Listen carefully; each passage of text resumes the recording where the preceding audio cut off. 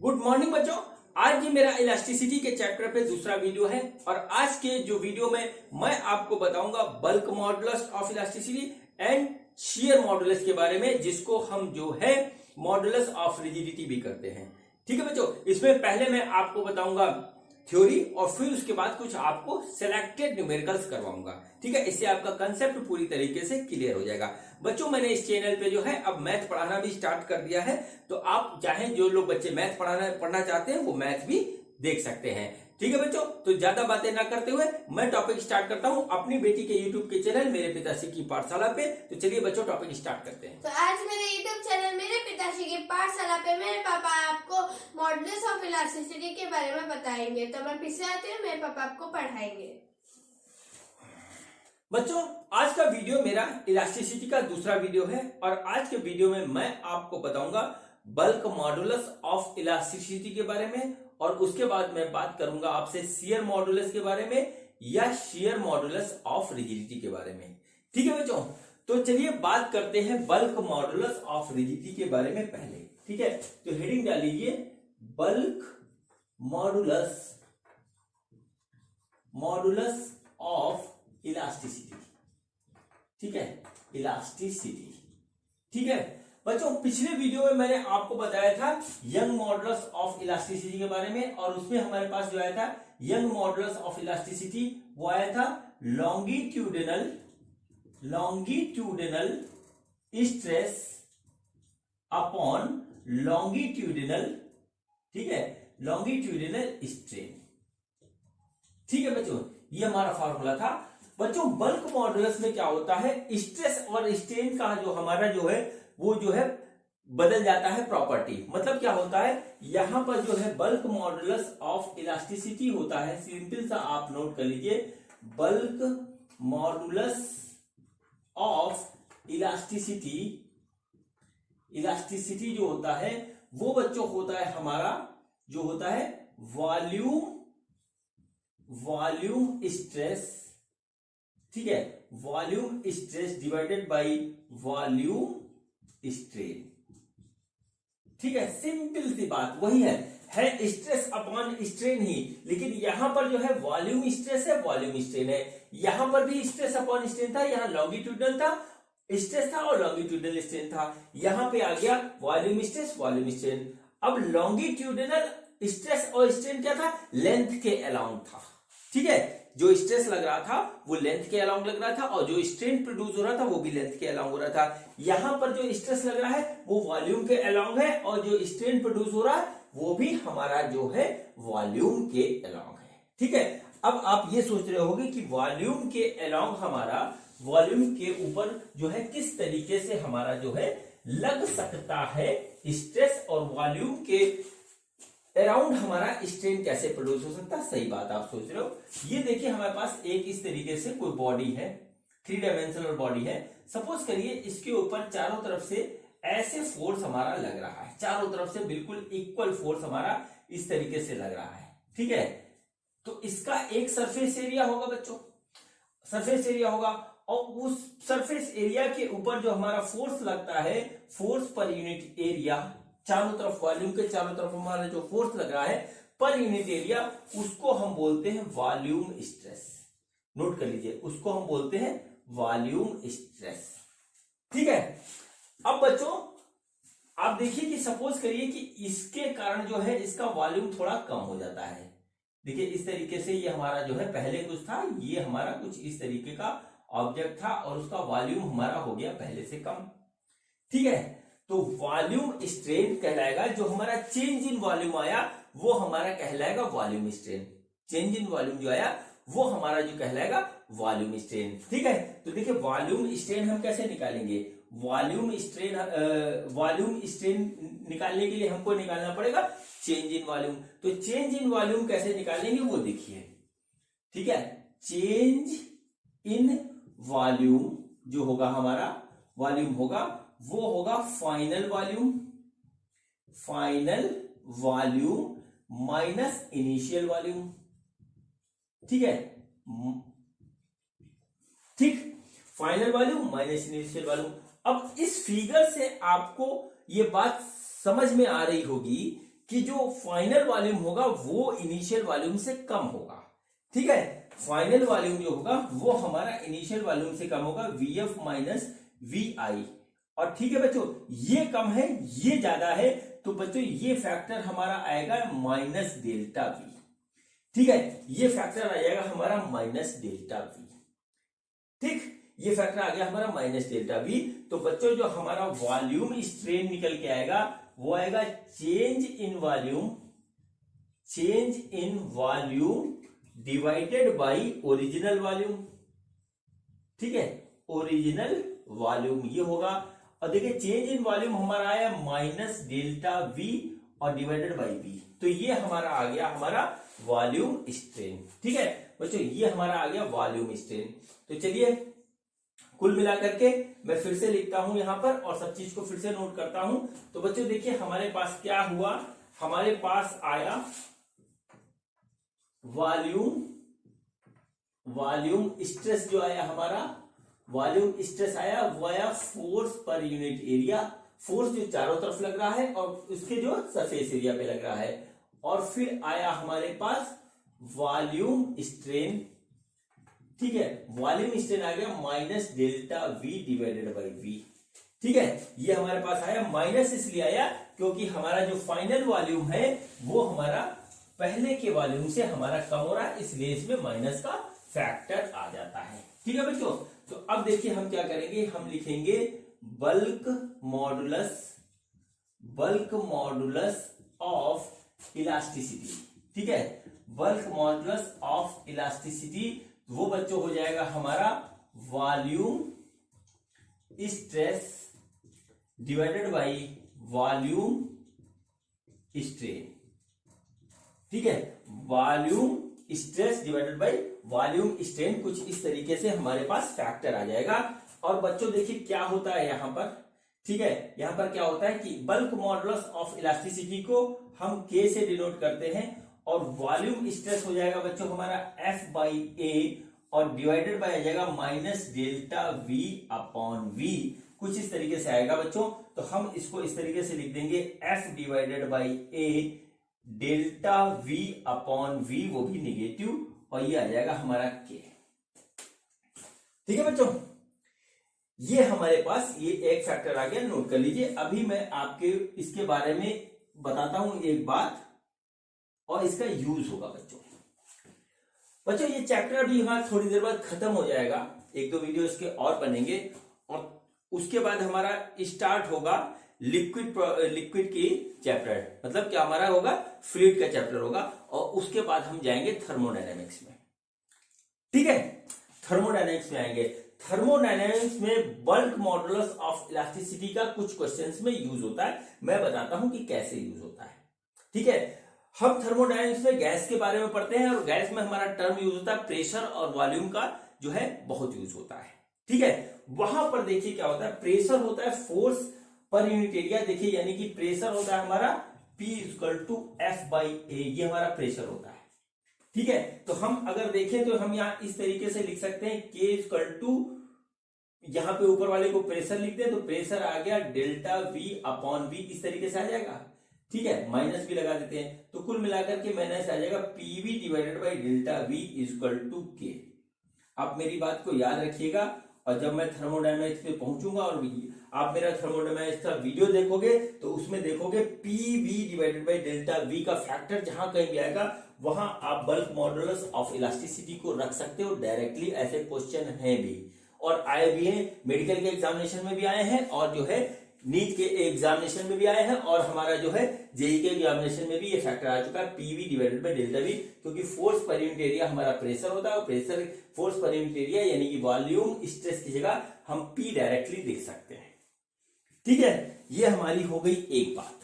दूसरी बात ये होती है बच्चों कि हमारे दिमाग में कभी कभी क्वेश्चन ये आता है कि हम वॉल्यूम को चारों तरफ से इक्वल फोर्स से कैसे दबा सकते हैं। ठीक है, मेरे दिमाग में तो आया था जब मैं 11th में था और जब मैंने पहली बार पढ़ा था इसको कि चारों तरफ से हम वॉल्यूम को किस तरीके से इक्वल फोर्स से दबा सकते हैं। ठीक है बच्चों, तो ऐसा कब होता है, ऐसा तब होता है जब मान लीजिए कि हमारे पास जो है ये समझ लीजिए कोई बीकर है या समझ लीजिए ये हमारे पास नदी है। नदी की डेप्थ में हम गए हैं और यहां पर हमने कोई ऑब्जेक्ट इस तरीके से डाल दिया, तो बच्चों जो प्रेशर आएगा चारों तरफ से वाटर का, ठीक है, जो वाटर का प्रेशर हमारे पास चारों तरफ से आएगा, बिल्कुल इक्वल जो है हमारा फोर्स लगता है इसके ऊपर। और इसी के क्वेश्चन बनते हैं हमारे बल्क मॉडुलस ऑफ इलास्टिसिटी के टॉपिक पे, ठीक है। तो हमारा ये पॉसिबल है और गैस में भी उसका, गैस के थर्म में कंसेप्ट में भी इसका यूज होता है और लिक्विड के भी कंसेप्ट में इसका यूज होता है। अभी मैं क्वेश्चन आपको कराऊंगा तो ये चीज दिखा दूंगा कि किस तरीके से होता है, ठीक है बच्चों। तो ये हमारा हो गया, ये हमारा हो गया बात खत्म हो गई इसकी बल्क मॉडुलस ऑफ इलास्टिसिटी की। बल्क मॉडुलस ऑफ इलास्टिसिटी की यहां पे आकर के बात खत्म हो गई। अब बच्चों मैं एक बात और बताता हूं और वो हमारा होता है कंप्रेसिबिलिटी, ठीक है, वो हमारी होती कंप्रेसिबिलिटी। तो कंप्रेसिबिलिटी क्या होती है बच्चों, नोट कर लीजिए, कंप्रेसिबिलिटी, ठीक है, कंप्रेसिबिलिटी क्या होती है, वो होती है 1/बल्क मॉडुलस ऑफ इलास्टिसिटी, ठीक है। बल्क मॉडुलस ऑफ इलास्टिसिटी के रिवर्स को हम कंप्रेसिबिलिटी में लेते हैं, यानी कंप्रेसिबिलिटी हो गया हमारे पास 1/k, इसको हम बोलेंगे कंप्रेसिबिलिटी, ठीक है। अब आते हैं फिर हम यहां पर कि हमारा जो है बल्क मॉडुलस ऑफ इलास्टिसिटी का यूनिट एंड डायमेंशन क्या होगा, तो बच्चों वो वही होगा जो हमारा प्रेशर का है, ठीक है। यूनिट होगा bulk modulus of elasticity, bulk modulus of elasticity जो होगा उसका यूनिट होगा न्यूटन पर मीटर स्क्वायर और डायमेंशन भी हमारा निकल के आएगा ml-1 T⁻², या आप निकाल के देख लीजिएगा, कुछ नहीं है। स्ट्रेस का रखिएगा, ये जो स्ट्रेस है, नीचे स्ट्रेन का देखिए वॉल्यूम है, तो हमारा इसका कोई यूनिट नहीं होगा, कोई डायमेंशन नहीं होगा, और जो इसका जो यूनिट और डायमेंशन होगा वही हमारा बल्क मॉडुलस ऑफ इलास्टिसिटी का यूनिट एंड डायमेंशन होगा। पता रहना बहुत जरूरी है, पूछ लिया जाता है क्वेश्चन में, अगर नहीं होता है तो बहुत तकलीफ होती है, ठीक है बच्चों। तो अब हमारी ये बात पूरी कंप्लीट हो गई बल्क मॉडुलस ऑफ इलास्टिसिटी की। अब मैं आपको बताता हूं कि मॉडुलस ऑफ रिजिडिटी क्या होता है या शियर मॉडुलस हमारा क्या होता है, तो चलिए देखते हैं। तो चलिए बच्चों अब हम पढ़ते हैं मॉडुलस ऑफ रिजिडिटी या शियर मॉडुलस के बारे में। तो सबसे पहले देखते हैं कि इसकी डिफिनीशन क्या है, ठीक है। तो बच्चों जो इसकी डिफिनीशन है वो ये है, within the elastic limit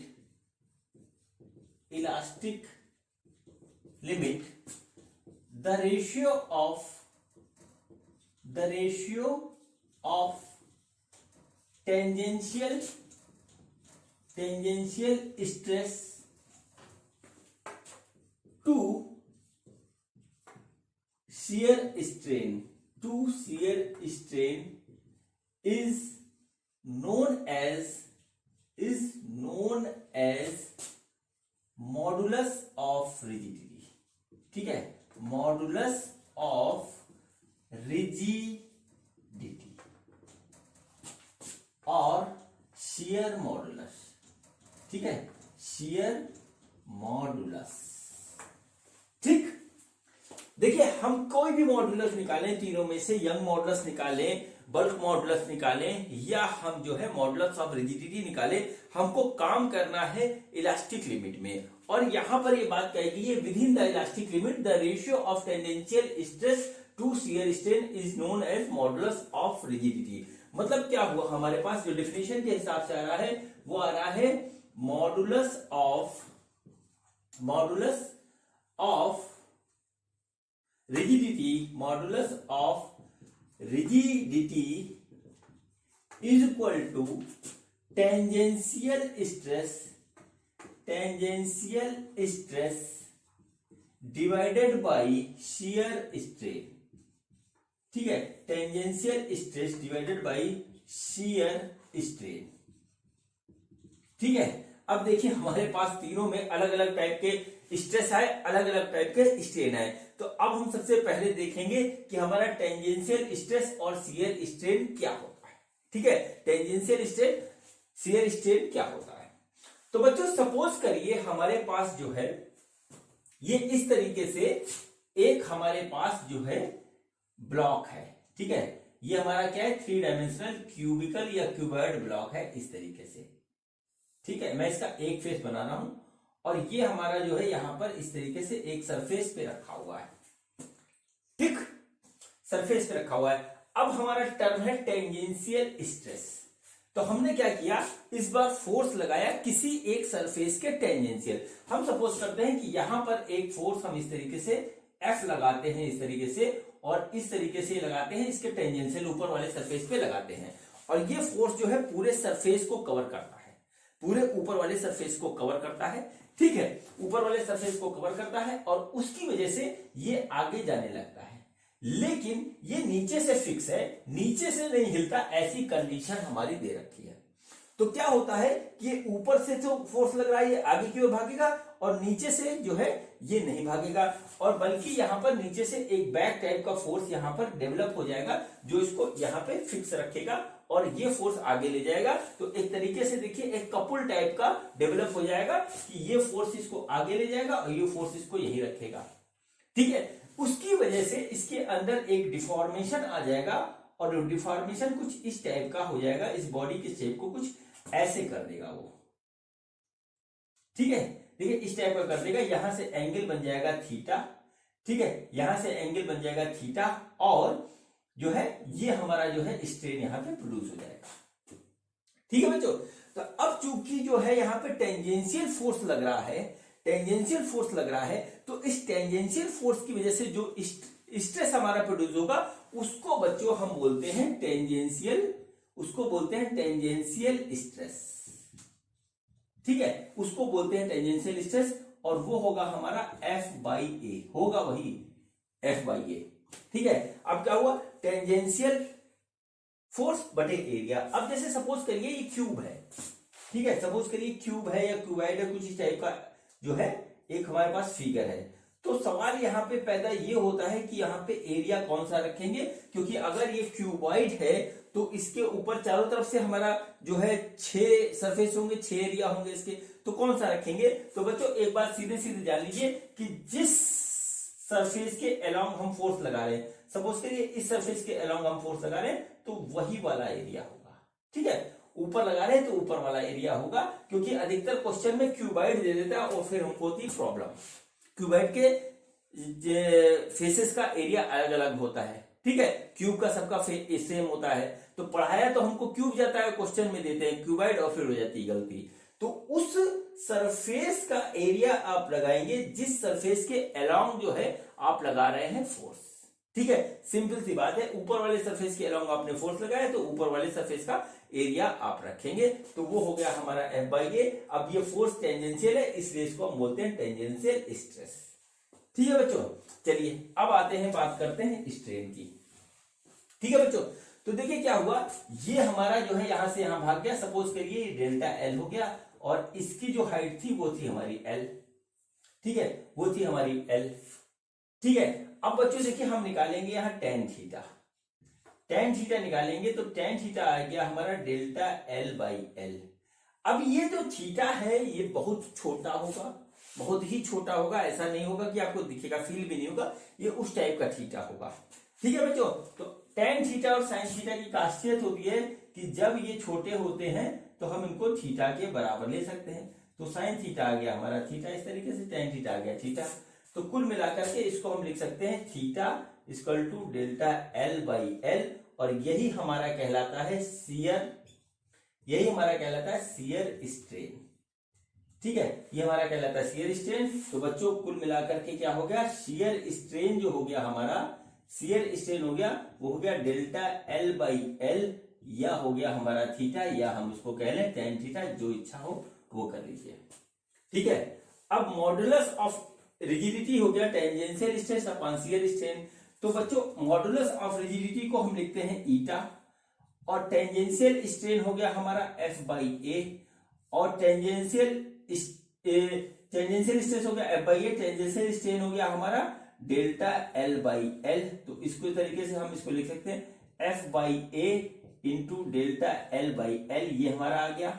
दूसरा हम लिख सकते हैं F by A divided by theta, यानी कि F divided by A theta, ये हमारा आ गया जो है मॉडुलस ऑफ रिजिडिटी। ये इसका हो गया फार्मूला, आप इसको नोट कर लीजिए कि जो है eta equal to F by A into theta, या eta equal to F by A into delta L upon L. बस हमको ये देखना है एफ किधर है, ए किधर है, डेल्टा एल हमारा किस तरीके से आएगा।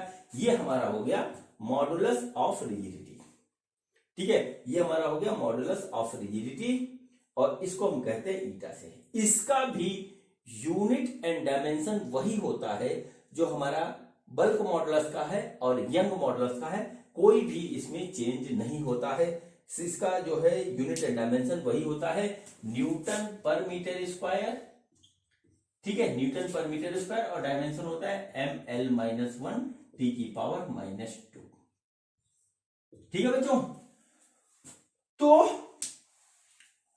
कुल मिलाकर के bulk modulus of elasticity and shear modulus या मॉडुलस ऑफ रिजिडिटी का पूरी थ्योरी, पूरा कंसेप्ट आपके सिलेबस में जितना आना था वो हमारा पूरी तरीके से हो गया कंप्लीट। अब बच्चों करते हैं हम बल्क मॉडुलस ऑफ इलास्टिसिटी और शियर मॉडुलस के कुछ प्यारे प्यारे से सवाल। ठीक है, और फिर बढ़ेंगे इसके बाद आगे। तो चलिए देखते हैं सवाल हमारे क्या है। बच्चों ये देखिए हमारा पहला क्वेश्चन है, और ये क्वेश्चन जो है हमारा IIT 2005 में आ चुका है। तो देखते हैं सबसे पहले क्वेश्चन क्या है। क्वेश्चन ये है, the pressure of a medium is change from 1.01 into 10⁵ pascal to this pascal, and the change in volume is 10%, keeping the temperature constant, find the bulk modulus of the medium. ठीक है, हमको यहां पर दे रखा है change in pressure और जो है परसेंटेज चेंज इन वॉल्यूम, यहां पर दो चीज हमको दे रखी है। और बच्चों हमको निकालना है, हमको क्या निकालना है, हमको निकालना है बल्क मॉडुलस ऑफ इलास्टिसिटी। तो सबसे पहले बच्चों हम क्या करेंगे, हम लिखेंगे बल्क मॉडुलस का फार्मूला, और वो बच्चों होता है हमारा K equal to P divided by delta V upon V। ठीक है, अब यदि हमको प्रेशर और डेल्टा V बाई V पता हो तो बल्क मॉडुलस हमारा बहुत आराम से आ जाएगा। तो देखते हैं हम पहले यहां पर क्या है, कितना हमारा दे रखा है। तो देखिए प्रेशर हमारा इतने से इतना बढ़ गया। ठीक है, तो देखिए हमारा P कितना हुआ। ठीक है, जो फाइनल प्रेशर होगा बच्चों हमारा, वो क्या होगा, फाइनल प्रेशर वो होगा हमारा 1.165 इंटू 10⁵ माइनस 1.01 इंटू 10⁵। तो ये आ गया हमारे पास कुल मिलाकर के ये प्रेशर हमारा जो आ रहा है ये आ रहा है 0.155 इंटू 10⁵ पास्कल, ये हो गया प्रेशर। ठीक है बच्चों, अब देखिए हमको यहां पे दे रखा है परसेंटेज चेंज इन वॉल्यूम। ठीक है, परसेंटेज चेंज कितना होता है बच्चों, परसेंटेज चेंज होता है delta V upon V into 100, और ये हमारा दे रखा है 10%। ठीक है, तो डेल्टा V अपॉन V कितना हो गया बच्चों, ये हो जाएगा हमारा 10 डिवाइडेड बाई 100 यानी कि 0.1। ठीक है, 0.1, और अब हमारे पास दोनों वैल्यू है तो हम इस वैल्यूज का यूज करके आराम से बल्क मॉडुलस ऑफ इलास्टिसिटी निकाल लेंगे। तो बच्चों देखिए क्या हो गया, यहां हमारा गया 0.155 इंटू 10⁵ डिवाइडेड बाई ये आया है हमारा 0.1।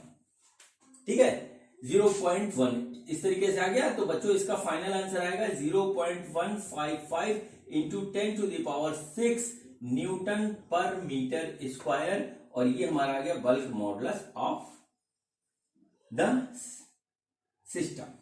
ठीक है बच्चों, ये क्वेश्चन बहुत इजी था और IIT 05 में आ चुका है बच्चों। IIT में बहुत इजी क्वेश्चन आते हैं, बस आपका कंसेप्ट क्लियर होना चाहिए। चलिए अब इसके बाद बच्चों करते हैं अगला क्वेश्चन और देखते हैं कि अब अगला क्वेश्चन हमारा क्या है। बच्चों देखिए ये हमारा अगला क्वेश्चन है, और क्वेश्चन सबसे पहले देखिए क्या है और देखिए किस तरीके से होता है। क्वेश्चन बहुत इजी है। क्वेश्चन यहाँ पे देखा, the average depth of the ocean is about 3000 metre, calculate the fractional compression delta V by V of the water at the bottom of the ocean given that the bulk modulus of water is equal to this। ठीक है बच्चों, ऐसा होता है कि bulk modulus के जो question आते हैं वो अधिकतर आते हैं वाटर के अंदर के ही क्वेश्चन होते हैं, क्योंकि हमारा जो है चारों तरफ से जो वॉल्यूम का कंप्रेशन सिर्फ वाटर में ही बहुत अच्छा और यूनिफॉर्म होता है। जैसे कि हमारे पास कोई वाटर इस तरीके से पड़ा हुआ है, सॉरी एक इस तरीके से एक टैंक है और इसके अंदर कोई ऑब्जेक्ट इस तरीके से रखा हुआ है और इसके अंदर वाटर भरा हुआ है, ठीक है। तो ये जो वाटर इस ऑब्जेक्ट के ऊपर चारों तरफ से प्रेशर डालेगा तो वो चारों तरफ से डालेगा और वॉल्यूम इसका कंप्रेस होगा, ठीक है, वॉल्यूम इसका कंप्रेस होगा। तो अधिकतर क्वेश्चन जो बल्क मॉडुलस के होते हैं वो अंडर वाटर ही होते हैं, इस बात को आप नोट कर लीजिए और इसी को आप ध्यान रखिएगा तो अधिकतर क्वेश्चन आप कर लोगे। लेकिन यहां पर इस क्वेश्चन में जो है वाटर का ही कंप्रेशन पूछा गया है at the depth of the ocean, ठीक है, वाटर का ही कंप्रेशन पूछा गया डेप्थ ऑफ द ओशियन। यहां पर कोई ऑब्जेक्ट वाटर के अंदर नहीं है तो इस पूरे कंसेप्ट को हम वाटर पे ही अप्लाई करेंगे, ठीक है बच्चों। तो देखिए क्या हुआ, हमारा जो बल्क मॉडुलस का जो फॉर्मूला होता है वो होता है P upon delta V upon V। यहां पर हमको निकालना है डेल्टा V अपॉन V निकालना है, तो ये आ जाएगा हमारा P बाई K। तो यानी कि अगर हम प्रेशर और बल्क मॉडुलस ऑफ वाटर यदि हमें पता हो तो हम निकाल लेंगे। बच्चों प्रेशर हमको नहीं पता है, ठीक है, प्रेशर हमको यहां पर नहीं पता है और प्रेशर हमको निकालना है डेप्थ ऑफ द ओशियन। तो प्रेशर का फार्मूला मैं आप सब जानते हो कि P बराबर होता है HdG। तो बच्चों देखिए H हमारा है 3000 मीटर, 3000 और डेंसिटी ऑफ वाटर होगा हमारा 1000 kg पर मीटर स्क्वायर और G हमारा होगा 10, ठीक है बच्चों। तो देखिए इस हिसाब से कितना आ गया 3 इंटू 10⁻7 न्यूटन पर मीटर स्क्वायर, ये वैल्यू आ गई हमारी प्रेशर की, ठीक है। इस वैल्यू को हम यहां रखेंगे तो बच्चों आ जाएगा 3 इंटू 10⁻7 डिवाइडेड बाई 2.2 इंटू 10⁻9, ये आ गया बच्चों आंसर। और इसको जब हम कैलकुलेट करेंगे तो हमारा आ जाएगा 1.36 into 10⁻⁻2 delta V upon V। बच्चों ये होगा इस क्वेश्चन का फाइनल आंसर, ठीक है बच्चों, ये होगा इस क्वेश्चन का फाइनल आंसर। इस तरीके से होगा बच्चों। बल्क मॉडुलस ऑफ इलास्टिसिटी के क्वेश्चन बहुत इजी होते हैं, ठीक है, इसमें कुछ ज्यादा नहीं होता है। और ये कंसेप्ट जो है हम अभी थर्मोडायनेमिक्स स्टार्ट होने वाला है इस चैप्टर को खत्म करने के बाद, उसमें भी लगता है, वहां पे मैं आपको बताऊंगा कि किस तरीके से लगता है। तो चलिए बच्चों एक और क्वेश्चन देखते हैं कि क्या है हमारा। बच्चे देखिए अगला क्वेश्चन है, सबसे पहले देखते हैं क्वेश्चन क्या है और किस तरीके से होगा। देखिए यहाँ पे लिखा हुआ the compressibility of water is 4 into 10⁻⁵ पर atmosphere, what will be the decrease in volume of 100 centimetre cube water 100 centimetre cube under the pressure of 100 atmosphere, ठीक है बच्चों, ये हमारा क्वेश्चन है। अब इस क्वेश्चन में देखिए एक चीज हमको दे रखी है कंप्रेसिबिलिटी, ठीक है, कंप्रेसिबिलिटी। अब देखिए बच्चों क्या होता है कंप्रेसिबिलिटी, मैंने आपको बताया था अभी थोड़ी देर पहले कि कंप्रेसिबिलिटी होती है बच्चों हमारे पास, कंप्रेसिबिलिटी होती है वो होती है 1 अपॉन बल्क मॉडुलस, इसको हम बोलते हैं कंप्रेसिबिलिटी, ठीक है। तो बच्चों यहां से जो हम बल्क मॉडुलस कैलकुलेट कर लेंगे यह आ जाएगा 1 अपॉन कंप्रेसिबिलिटी, ठीक है, 1 अपॉन कंप्रेसिबिलिटी आ जाएगा। और देखिए कंप्रेसिबिलिटी हमको कितनी दे रखी है, हमको दे रखी है 4 इंटू 10⁻⁵ पर एटमॉस्फेयर, तो ये आ गया 1 अपॉन 4 इंटू 10⁻⁵ पर एटमॉस्फेयर, यानी कि हमारी कंप्रेसिबिलिटी हो गई सीधे सीधे 0.25 इंटू 10⁵ एटमॉस्फेयर। देखिए ये पर एटमॉस्फेयर दिया था, ये ऊपर जाएगा तो इतना एटमॉस्फेयर हो जाएगा। हमको निकालना है क्या है इस क्वेश्चन में, हमको निकालना है decrease in volume. Decrease in volume का मतलब हुआ डेल्टा V निकालना है हमको, ठीक है बच्चों। तो अब चलिए डेल्टा V निकालते हैं। तो देखिए हमारा क्या होता है K इज इक्वल टू होता है P upon delta V upon V, ठीक है, यानी कि हमारा क्या हो जाएगा डेल्टा V जो यहां से हो जाएगा वो बच्चों हो जाएगा PV डिवाइडेड बाई K, ये आ जाएगा। अब बच्चों प्रेशर हमको देख रहा है 100 एटमॉस्फेयर और जो है वॉल्यूम हमको दिया है 100 सेंटीमीटर क्यूब, तो 100 वॉल्यूम हमारा सीधे सीधे हो गया 100 सेंटीमीटर क्यूब, तो क्या हुआ 100 इंटू 10⁻⁻6, ठीक है, मीटर क्यूब, ये हो जाएगा, यानी हो गया 10⁻⁻4 मीटर क्यूब, ये हमारा आ गया। V आ गया, P है हमारा 100 एटमॉस्फेयर और K है हमारा ये। तो बच्चों देखिए क्या हो गया, P हो गया 100 इंटू V हमारा है 10⁻⁻⁴ और जो हमारा दे रखा है K आया हमारा 0.25 इंटू 10⁵ इस तरीके से ये हमारा आ गया। ठीक है, इसको बच्चों सॉल्व करेंगे और सॉल्व करने के बाद जो आ रहा है वो देखते हैं कि क्या आ रहा है हमारा। तो ये आ गया, ये इसको जब हम सॉल्व करेंगे हो जाएगा -9, 100 -9 तो 1/0.25 इंटू 10⁻⁻7 ये आ गया डेल्टा V और यहां पे आ जाएगा 4 इंटू 10⁻⁻7 मीटर क्यूब, ये आ जाएगा decrease in pressure of water. ठीक है बच्चों, यहां पर देखिए क्वेश्चन में कुछ नहीं था, यही फॉर्मूला लगना था, लेकिन यहां पर एक चीज थी कि कंप्रेसिबिलिटी बराबर 1/बल्क मॉडुलस होता है। इस फैक्टर का हमको यूज करना था और इस फैक्टर का हमने यूज किया और उसी से हमारा ये आंसर आ गया। बच्चों हर एक बात हमको ध्यान में रखनी है, ठीक है, नहीं तो हमसे कहीं पर भी क्वेश्चन जो है गलत हो सकता है। तो चलिए अब बच्चों करते हैं एक और क्वेश्चन, और वो आज के वीडियो का बल्क मॉडुलस का आखिरी क्वेश्चन होगा, उसके बाद हम स्टार्ट करेंगे शियर मॉडुलस। ठीक बच्चों, ये देखिए ये हमारा अगला क्वेश्चन है और ये IIT 88 में आ चुका है और बहुत ही अच्छा क्वेश्चन है। तो सबसे पहले देखिए कि क्वेश्चन क्या है। क्वेश्चन ये है कि ए solid sphere of radius r made of a material of the bulk modulus K is surrounded by a liquid in a cylindrical container. A massless piston of area A floats on the surface of the liquid. When the mass m is placed on the piston to compress the liquid, find the fractional change in the radius of the sphere. ठीक है बच्चों, ये हमारा question है। Question क्या है देख लीजिए, मैं आपको समझा देता हूं कि एक हमारे पास इस तरीके से एक कंटेनर है, इसके अंदर एक स्फीयर रखा हुआ है जिसका रेडियस है r। ये हमारा जो है एक लिक्विड से इस तरीके से यहाँ पे भरा हुआ है। ठीक है, एक लिक्विड यहाँ पे इस तरीके से भरा हुआ है और इसके ऊपर एक पिस्टन है और ये पिस्टन है मासलेस। ठीक है, और एरिया इस पिस्टन का है A। इसके ऊपर एक हम मास रख देते हैं जिसका मास है m। ठीक है, तो इसके ऊपर एक प्रेशर पड़ता है जिससे लिक्विड कंप्रेस होता है। ठीक है, तो ये जो है ये कॉन्ट्रैक्ट होता है, सिकुड़ता है ये, तो इसका R हमारा कम हो जाता है। तो हमको निकालना है fractional change in the radius of sphere, मतलब डेल्टा R बाई R हमको निकालना है। ठीक है बच्चों, ये पूरा है क्वेश्चन इस पे। ठीक, ये पूरा है क्वेश्चन। अब देखिए इस क्वेश्चन को करेंगे कैसे। इसमें हमको बल्क मॉडुलस मटेरियल का दे रखा है K। ठीक है, अब देखिए इस क्वेश्चन को करेंगे कैसे। बच्चों देखिए पिस्टन हमारा मासलेस है और इसके ऊपर एक मास हमारा रखते हैं m। ठीक है, इस मास की वजह से इसके ऊपर फोर्स लगेगा और फोर्स की वजह से इसके ऊपर प्रेशर पड़ेगा। ठीक है बच्चों, तो देखिए फोर्स हमारा क्या होता है, फोर्स हमारा होता है प्रेशर इंटू एरिया। ठीक है, प्रेशर इंटू एरिया हमारा होता है, यानी प्रेशर हो गया हमारा फोर्स पर यूनिट एरिया। ये बात आप बहुत अच्छी तरीके से जानते हो। फोर्स बच्चों यहाँ पे क्या होगा, फोर्स होगा हमारा mg और एरिया हमको a दे रखा है, यानी कि इतना प्रेशर जो है जब हम इस मास को यहाँ रखेंगे तो नीचे की ओर लगने लगेगा।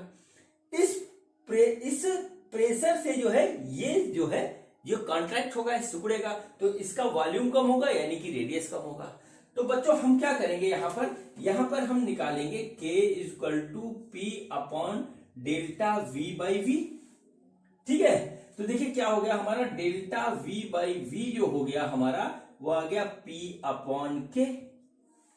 ठीक है, P अपॉन K, और P हमारा है mg बाई A, तो यहां पे इस तरीके से लिख दीजिए mg by A into K। ये बच्चों आ गया हमारा, ये हमारा आ गया इसका डेल्टा V बाई V, लेकिन हमको निकालना है ये। ठीक है, अब इसमें रेडियस तो हमको कहीं दिख नहीं रहा है, कहीं पर भी हमको तो दिख रहा है वॉल्यूम। तो अब हम रेडियस देखेंगे, तो रेडियस कैसे देखेंगे, ये स्फीयर है। ठीक है, इसका रेडियस r होता है बच्चों।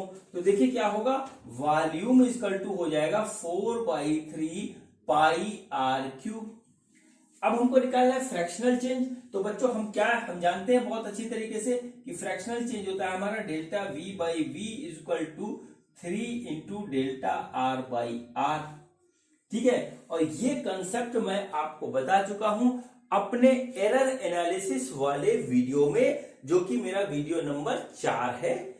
वीडियो नंबर 4 है यूनिट एंड मेजरमेंट सेक्शन का, तो उसमें आप देख लीजिएगा जिसको इसमें कंफ्यूजन हो। वैसे आप लोगों को आता है, मैं जान रहा हूं।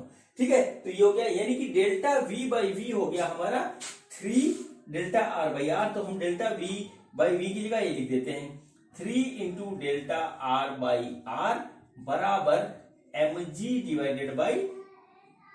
और a। ठीक है, यानी डेल्टा R/r आ गया हमारा mg/3ka।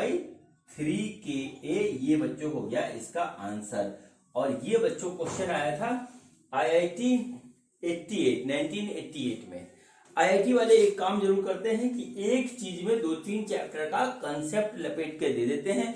इसमें देखिए बल्क मॉडुलस तो लगा ही लगा था, साथ में एरर एनालिसिस का भी कंसेप्ट इन्होंने यहां पर जो है लगा करके हमको बता दिया। तो बच्चों ये कुछ क्वेश्चन थे जो कि मेरे बल्क मॉडुलस ऑफ इलास्टिसिटी पे थे।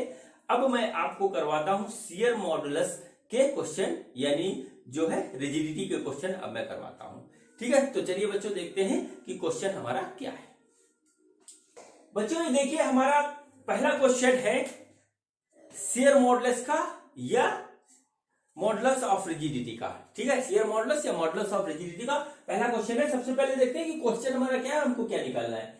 ए cube of aluminium of each side 4 centimetre is subjected to a tangential force. The top face of the cube is sheared through this centimeter with respect to the bottom face. Find the shearing strain, shearing stress and shearing force. ठीक है बच्चों, अब देखिए question हमारा क्या है। सबसे पहले देखिए क्वेश्चन क्या है। ये देखिए एक हमारे पास इस तरीके से एक क्यूब है। ठीक है, सबसे पहले हम क्यूब बनाते हैं। देखिए क्यूब है हमारे पास इस तरीके से।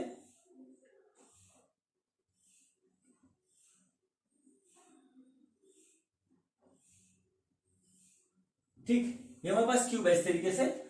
इस क्यूब के टॉप फेस पे हम एक फोर्स लगाते हैं टेंजेंशियल, जिससे क्यूब हल्का सा जो है इस तरीके से शियर हो जाता है।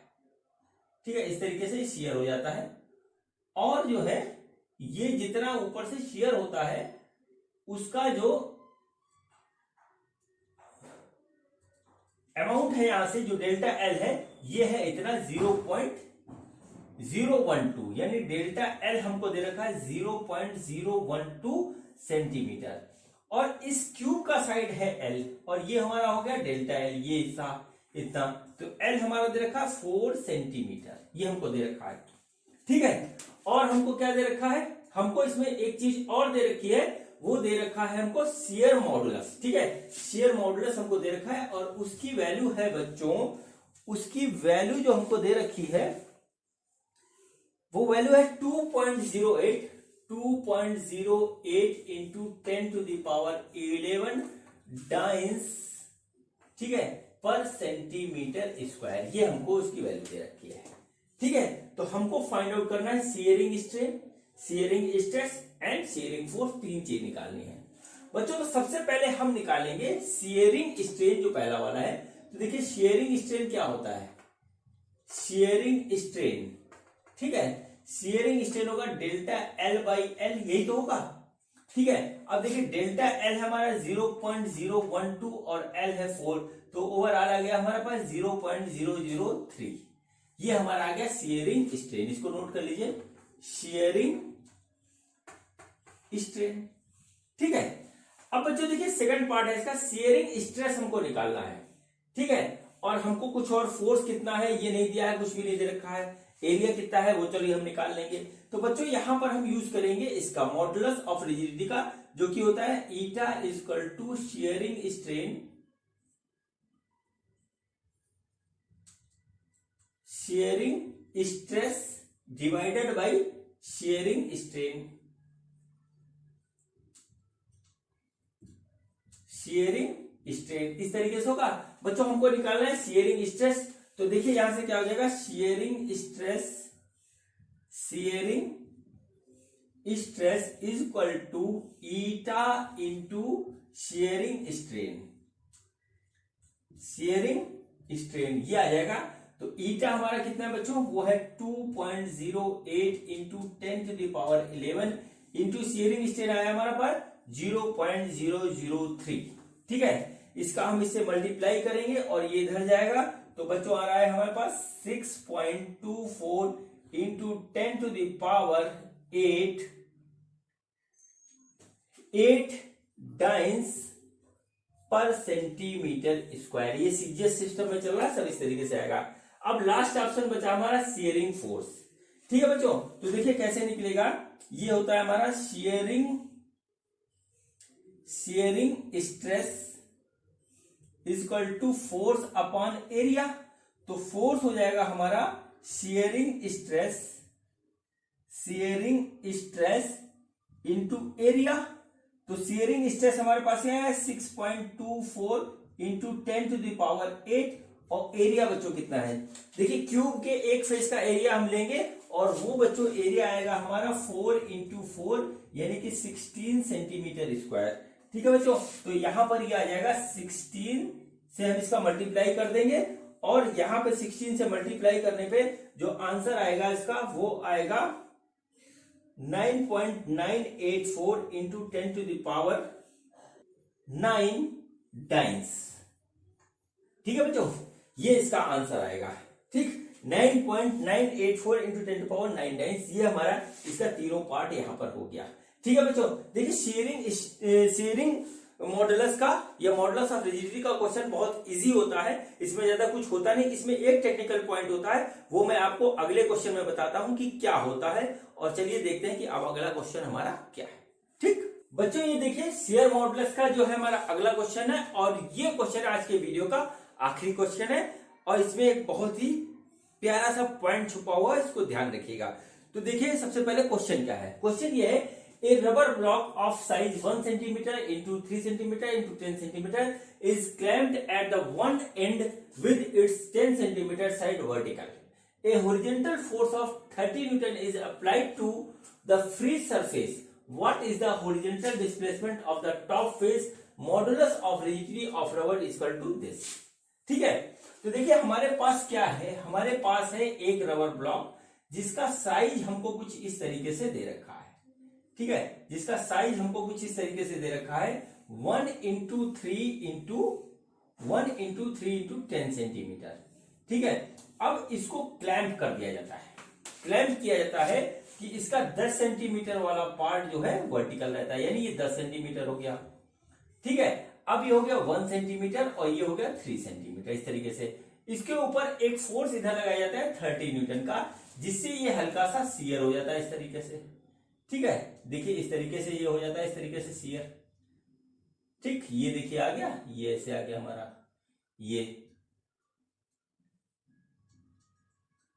ठीक है, ये आ गया। तो हमसे पूछा है कि ये जो हॉरिजॉन्टल डिस्प्लेसमेंट होगा टॉप फेस का वो कितना होगा, जबकि हमारा मॉडुलस ऑफ रिजिडिटी हमको इतना दे रखा है। ठीक है बच्चों, तो देखिए किस तरीके से निकलेगा, बहुत इजी है बच्चों। ये होगा eta equal to F upon A divided by delta L by L, ये होता है यानी कि F upon A into delta L into L, ये हो गया इस तरीके से। हमको निकालना है डेल्टा एल, तो हमारा आएगा F L divided by A into eta, ये आएगा। ठीक है, अब देखिए इसमें से हमको क्या क्या चीज दे रखा है और जो पॉइंट है वो मैं आपको बताता हूं। फोर्स हमको दे रखा है, देखिए फोर्स हमको दे रखा है 30 न्यूटन। एल है हमारा 10 सेंटीमीटर, इसको हम मीटर में बदल देंगे। अब बात आती है ए की कि ए हम कितना रखेंगे। देखिए बच्चों, जब हम लोगों को शियर मॉडुलस पढ़ाया जाता है, चाहे किसी भी किताब को देख लें चाहे कहीं भी देख लें, तो उसमें क्या होता है कि हमको क्यूब दे देते हैं, एक क्यूब बना के दे देंगे और क्यूब के सारे फेस का एरिया बराबर होता है, तो यहां पर हम एरिया रख देते हैं। ठीक है, किसी भी फेस का एरिया होता है वो रख देते हैं। लेकिन बच्चों इस केस में जो है, इस क्वेश्चन में जो है वो हमारा क्यूब ना होकर के क्यूबाइड है और क्यूबाइड के जो है अधिकतर सारे फेसेस का एरिया बराबर नहीं होता है। अब यहां पर क्वेश्चन ये अराइज होता है जहां पर गलती होती है कि किस फेस का एरिया हम यहां पर रखेंगे। ठीक है, किस फेस का एरिया हम बच्चों यहां पे रखेंगे, तो बच्चों हम उस फेस का एरिया रखेंगे जिसके टेंजेंशियल हमारा जो है लग रहा है फोर्स। ठीक है, जिस फेस के टेंजेंशियल हमारा फोर्स रखेगा, उसी फोर्स का एरिया हम रखेंगे बच्चों। यही इसमें एक टेक्निकल पॉइंट था, इसीलिए मैंने ये क्वेश्चन आपको करवाया है। ठीक है, तो देखिए ऊपर वाला हमारा जो एरिया निकलेगा वो आएगा 1 सेंटीमीटर इंटू 3 सेंटीमीटर। अब इसको हम जो है 1 divided by 100 into 3 divided by 100 हो जाएगा, तो आ जाएगा 3 इंटू 10⁻⁻⁴ मीटर स्क्वायर। यही एरिया यहां रखेंगे और इस क्वेश्चन में कुछ नहीं है, तो बच्चों यहां पर हम रख देंगे 3 इंटू 10⁻⁻⁴, और जो हमारा ईटा दे रखा है वो आया 1.4 इंटू 10⁵ न्यूटन। सॉरी चलिए रहने दीजिए इस तरीके से। अब इसको जब हम कैलकुलेट करेंगे तो हमारा जो आएगा वो आ जाएगा 7.14 सेंटीमीटर। ये हमारा डेल्टा एल का वैल्यू आ जाएगा। इसको कैलकुलेट कर लीजिएगा, यही आता है। ठीक है बच्चों, तो बच्चों ये इस तरीके से जो है बच्चों, इस तरीके से क्या हुआ, आज का वीडियो जो हमारा बल्क मॉडुलस और शियर मॉडुलस पे था वो कंप्लीट होता है। मुझे उम्मीद है कि आपको मेरी बात पूरी तरीके से समझ में आई होगी। मैं आपसे रिक्वेस्ट करूंगा कि अपने आप को और शार्प बनाने के लिए आप इसके कुछ क्वेश्चंस और लगा लीजिएगा, क्योंकि ज्यादा क्वेश्चन करवाता मैं तो वीडियो काफी लंबा हो जाता। तो चलिए बच्चों, आज का वीडियो मैं यही खत्म करता हूं और मिलते हैं नेक्स्ट वीडियो में एक नए कंसेप्ट के साथ। Thank you.